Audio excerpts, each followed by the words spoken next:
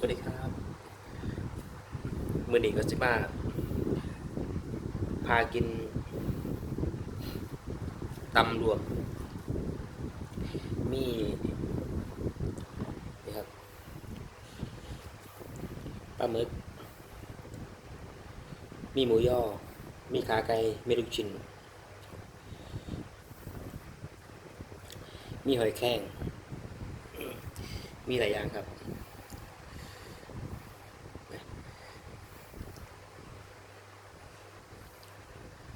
กินน้ำกันนะครับมื้อนี้แซ่บๆครับ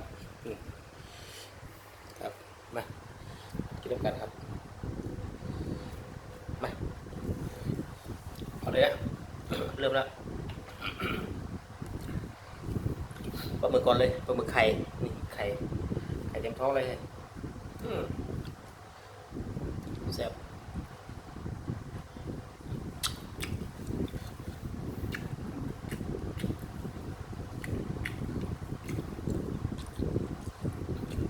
ครับ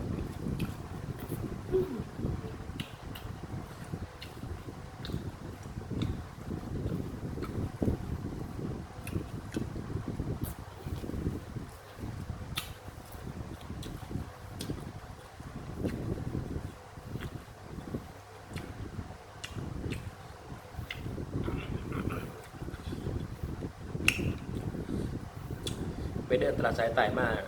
เป็นตาแซ่บเลยซื้อมากินเบิ่งครับแซ่บค่อยดี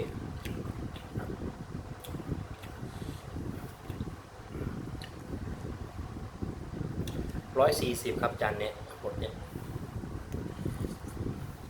หรือบอกว่ามี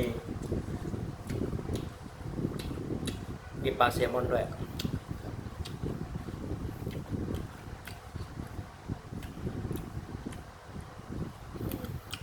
หวาน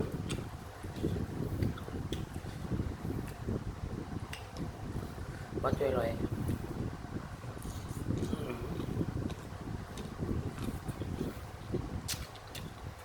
มาเด้อไปเบิ่งอยู่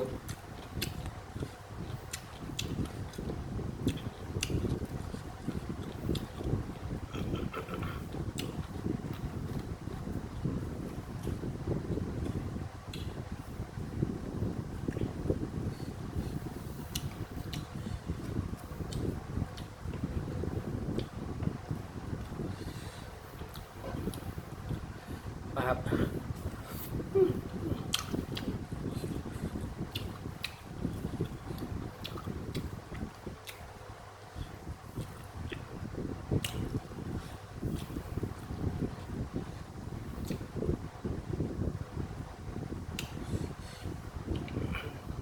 ลูกชิ้น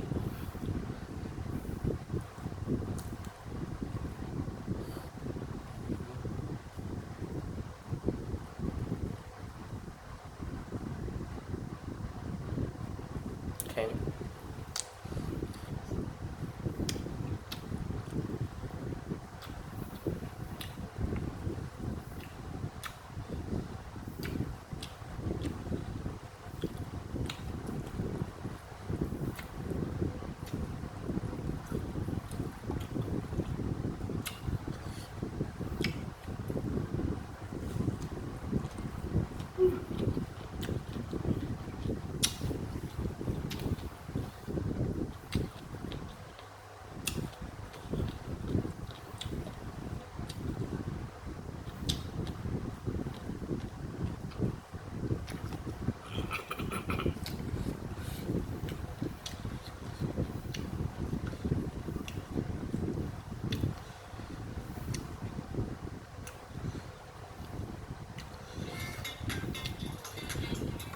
แซ่บกันครับพี่น้อง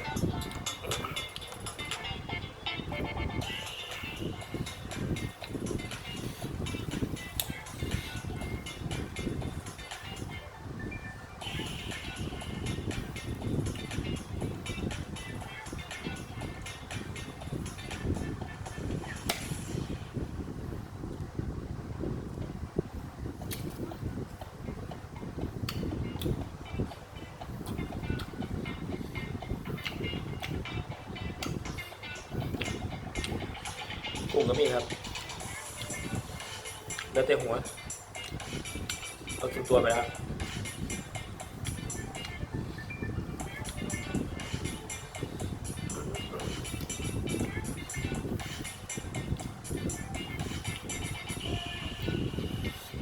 เก็บไปทำมีลมติ๊กไปทำครับ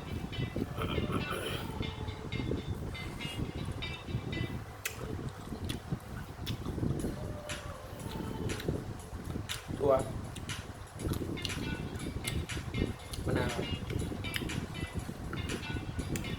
ข้าวไก่